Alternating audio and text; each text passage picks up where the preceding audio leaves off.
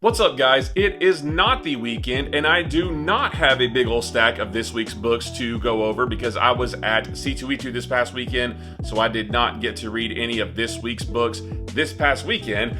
But I did get to read some, or at least flip through some, yesterday on Tuesday, and I wanted to run through them with you real quick just to show you some of what's coming out this week because there are some great books coming out. So let's start with a bunch of number ones, starting with the Summer of Superman special. This is a one-shot that tells one single story about the wedding of John Henry Irons and Lana Lang, but written by three different writers. It's split up into three different chapters. You have Mark Waid, Dan Slott, and Joshua Williamson. It's all drawn by Jorge Jimenez, and this book is really awesome. It's really action-packed, and there are some really interesting teases at the end for some things to come, not only for the Superman family, but for the larger DC universe. And this combined with some of the other books coming out this week that I'll tell you about in just a second, we are in for a treat with some great DC stories coming later this year. Next is Godzilla versus the Hulk. I did not get a chance to read this one, but I did flip through it, and it sells itself. You've got Godzilla, you've got other big monsters, you have something else that Godzilla fights a lot of the time, and you have the Hulk going in to smash all of them. There's military in there, there's tanks and weapons and all kinds of cool stuff. This is a really action-packed issue. I cannot wait to actually read this one. Next, we have the Superior Avengers #1. This is a One World Under Doom tie-in, and I actually really liked this. Who are these Superior Avengers that Doom has put together? I'm not going to tell you. I was really confused when this book was first announced, knowing who are these guys, where do they come from? It is all explained in this issue, and it's very interesting. We see a couple of cool things, and maybe they have an ulterior motive than just doing whatever Doom says. This one is really cool. Next, we have Web of Venomverse Fresh Brains. This is a one-shot that is a lot like the Web of Spider-Verse New Blood that came out about a month ago. This really is just setting up the big Spider-Verse versus Venomverse story that's coming at some point in the near future.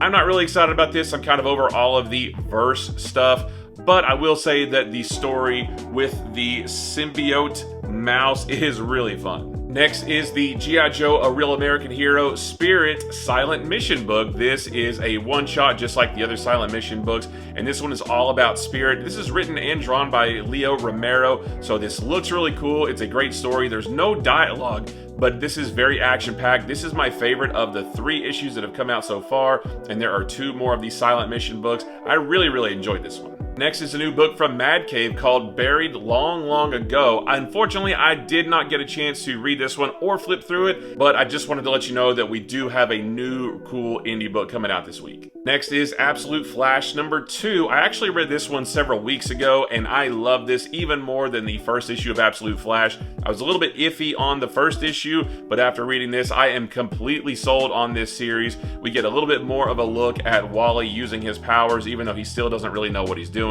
We get a little peek into what happened that gave him his powers in the first place.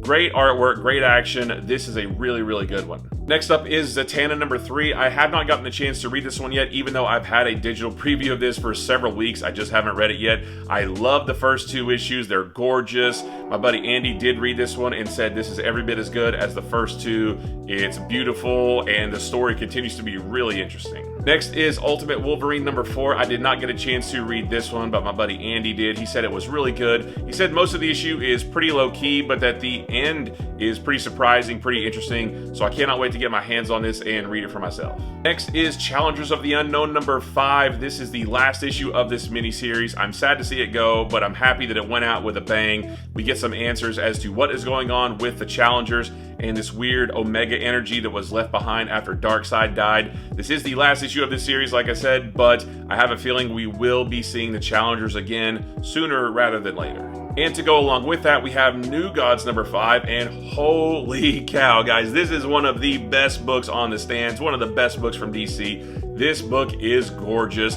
There is some big epic action in this. This is telling a big grandiose story. I can't wait for you guys to see how awesome this book is. Next is Iron Man #7. This is a One World Under Doom tie-in. Tony Stark has decided that Stark Industries is going to start manufacturing weapons once again and provide those weapons to Latveria, which seems crazy, but it's all part of his master plan to take down Doctor Doom, so we'll just have to wait and see if it actually works. Next is Wolverine number 8, which is also Legacy number 400. This has 3 different stories in it. The first one wraps up this story with the Adamantine, the second one wraps up the story with the new Wendigo, and the third story is written and drawn by Daniel Warren Johnson. It is kind of a one-off story set in feudal Japan, featuring Logan taking on this kind of warlord character who is running amok in a small village. It's so cool. It's disconnected from everything else. It's got the big action, the big artwork, everything you've come to expect from Daniel Warren Johnson. It is really, really cool. Next, we have Wonder Woman number 20. This is the first of a 2-part story arc guest starring Batman, where Wonder Woman gets Batman's help to investigate the murder of, I think, an Amazon on Themyscira. I'm not 100% sure. I haven't got the chance to read this one yet. This is drawn by Gillen March, so you know it's going to look great. The Sovereign story is completely done now, so if you've been looking to jump onto Wonder Woman, this is a great place to do that. And last but definitely not least is Batman Superman World's Finest number 38. This is the first part of the We Are Yesterday crossover between World's Finest and Justice League Unlimited.